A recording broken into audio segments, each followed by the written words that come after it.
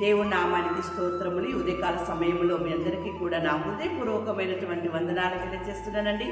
ఈ దినము దేవుడు మీతో మాట్లాడుతున్నటువంటి మాట, దేవుడు తన ప్రజల్ని ఏర్పరచుకుని ఉన్నాడట.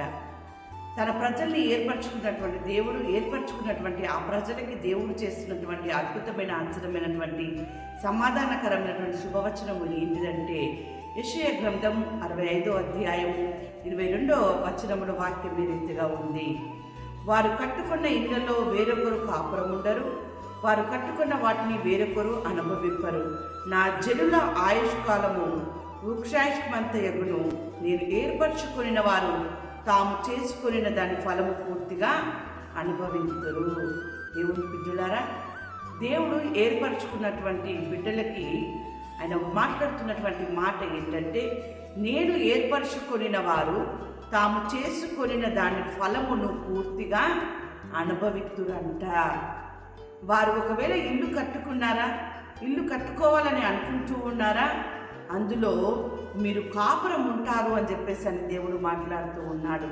అంతేకాదు, వారు నాటుకున్న వాటిని వేరొకరు అనుభవింపరు అని చెప్పేసి అని వాక్యం సెలవిస్తూ ఉంది. అనగా మీ కష్టార్జితము మీరు అనుభవిస్తారు అని చెప్పేసి అని వాక్యం సెలవిస్తూ ఉంది.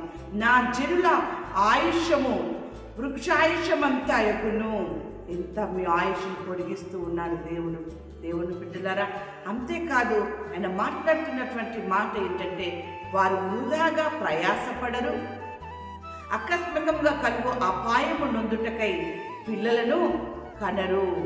వారు యెహోవా చేత ఆశీర్వదింపబడిన వారగుదు, వారి సంతానపు వారు వారి యొద్దనే యుందురు. దేవుని బిడ్డలారా, దేవుడు ఏర్పరచుకున్నటువంటి తన బిడ్డలకి ఆయన చేస్తున్నటువంటి మేలు ఏంటంటే, వారు ఒకవేళ ఏది కావాలి, ఎలా స్థిరపడాలి అనుకుంటున్నారో అది వారికి జరుగుతుంది అంట.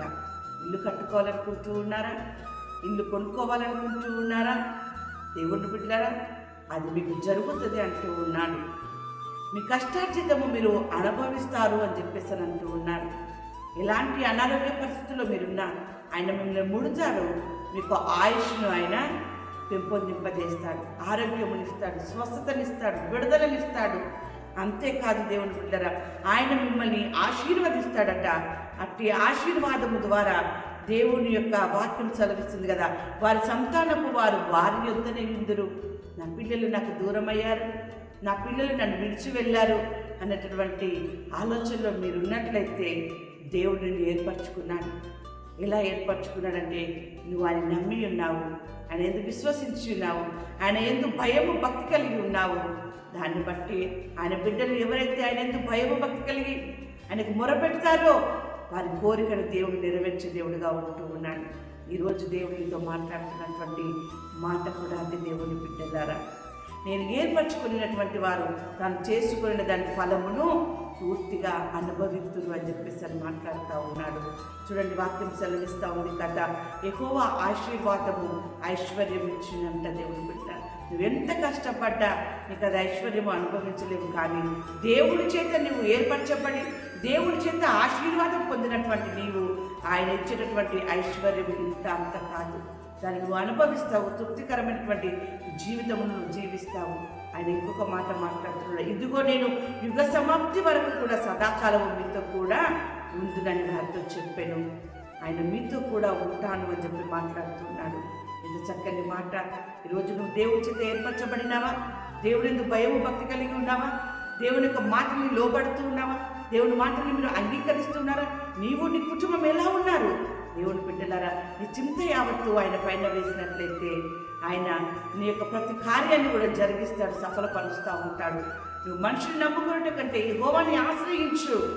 నీ జీవితంలో తృప్తికరమైనటువంటి జీవితంలో నువ్వు అనుభవిస్తావు. దేవుని బిడ్డలారా, అందుకే ఆయన మాట్లాడుతున్నటువంటి మాట ఏంటంటే, అప్పుడు నేను ఎవరిని ఏర్పరచుకుందునో వాని కర్ర చిగురించును. దేవుని బిడ్డలారా, ఎన్ని కర్రలు ఉన్నాయి అక్కడ?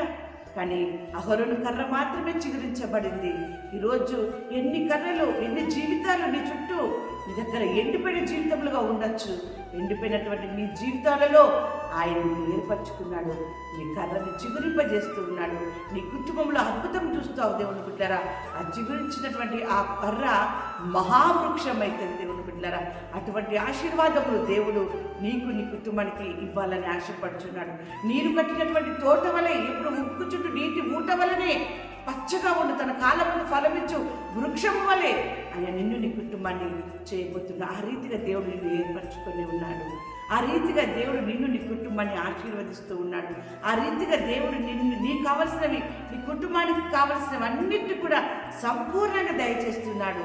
వీటన్నిటికీ కారణం ఏంటో తెలుసా? ఆయన నిన్ను ప్రేమించడమే. ఆయన నిన్ను ప్రేమించడానికి కారణం ఏంటో తెలుసా?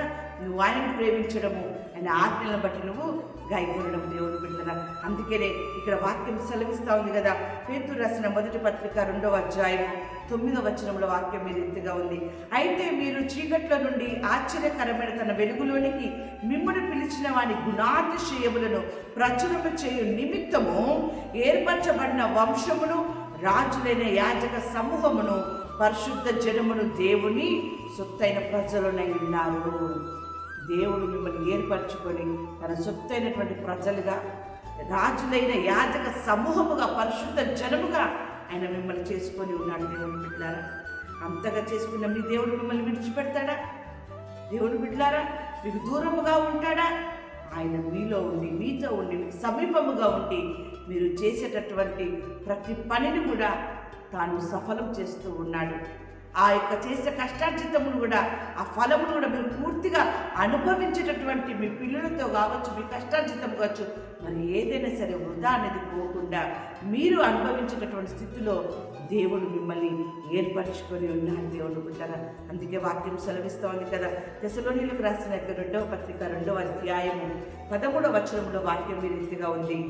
ప్రభు వలన ప్రేమింపబడిన సహోదరులారా, ఆత్మ మిమ్మును పరిశుద్ధపరచుట వలనను మీరు సత్యమును నమ్ముట వలనను రక్షణ పొందుటకు దేవుడు ఆది నుండి మిమ్మను ఏర్పరచుకొనేను గనుక మేము మిమ్మను బట్టి ఎల్లప్పుడూ దేవునికి కృతజ్ఞతాస్తుతులు చెల్లింప బద్ధులమై ఉన్నాము. పౌలు గారు ఎంత చక్కని మాట అంటూ ఉన్నాడు. ఆది నుండి దేవుడు మిమ్మల్ని ఏర్పరచుకొని ఉన్నాడట రక్షణ పొందుటకు. అంటే రక్షణ నిర్లక్ష్యము చేయకు దేవుని బిడ్డలారా. నువ్వు నిర్లక్ష్యము చేసినట్లయితే తృణీకరింపబడతావు.